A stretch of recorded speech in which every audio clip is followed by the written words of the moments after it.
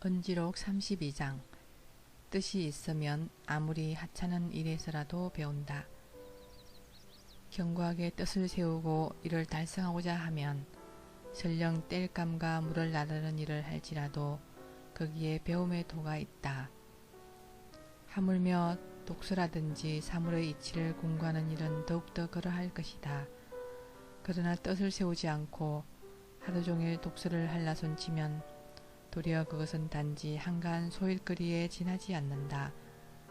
그러므로 학문을 하면은 뜻을 세우는 입지보다 더 우선하는 게 없다. 후한서에는 뜻을 세운 사람만이 결국 이룬다 라고 했습니다. 이렇게 입지야말로 모든 일의 시작입니다.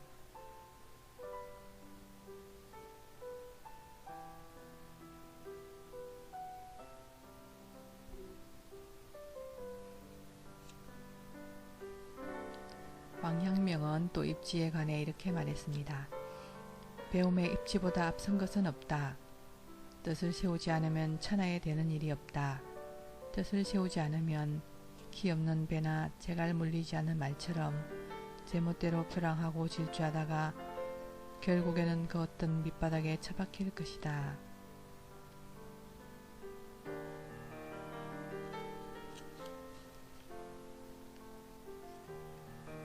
39장. 첫인상과 현명함. 사람이 현명한지 현명하지 않은지는 첫인상을 보면 거의 틀림없다. 맹자 2루편에 이렇게 말했습니다. 사람을 살피는 데에는 눈동자보다 더 좋은 것이 없다. 눈동자는 그 사람의 악을 감추지 못한다. 마음이 바르면 눈동자가 밝고 마음이 바르지 않으면 눈동자가 흐리다. 공자는 논어 위정편에 이렇게 말하였습니다. 그 사람이 하는 것을 바라보고 그 동기를 살펴보고 무슨 일을 하고 나서 편안해 하는지를 곰곰이 관찰해보라. 어찌 사람이 됨됨이를 감추겠는가? 어찌 사람됨을 숨기겠는가?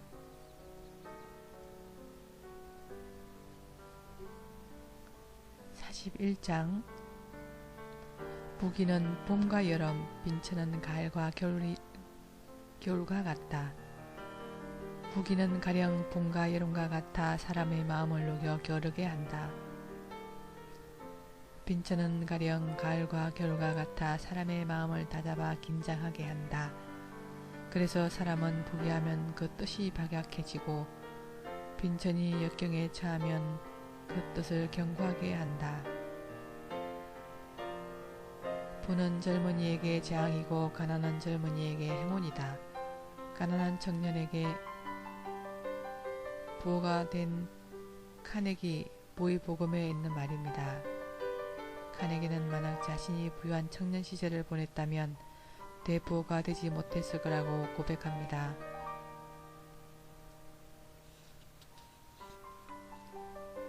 (42장) 안분지족. 자신의 신분을 알고 그 이상을 기대하지 않고 또한 자신의 분수를 알고 그것에 만족할 줄 알아야 한다. 법구경에는 만족을 아는 것이 가장 부자라 하였고 도덕경 안분지족에는 이렇게 말합니다. 명성과 내 몸 어느 것이 더 소중한가? 내 몸과 재산 어느 것이 더 귀한가? 어둠과 이름 어느 것이 더 큰 관심거리인가? 그러므로 무엇이나 지나치게 좋아하면 그만큼 낭비가 따르고 너무 많이 쌓아두면 그만큼 크게 잃게 된다.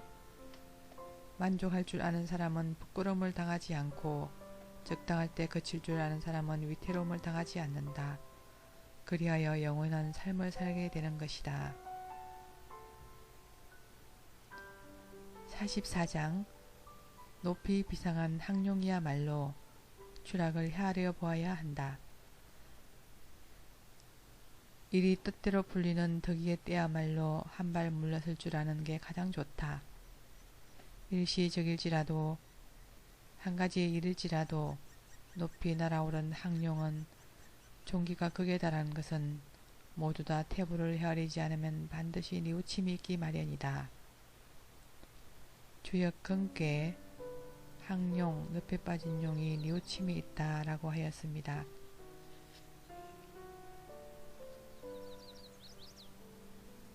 (45장) 사람을 사귐은 물처럼 담백하게 하라.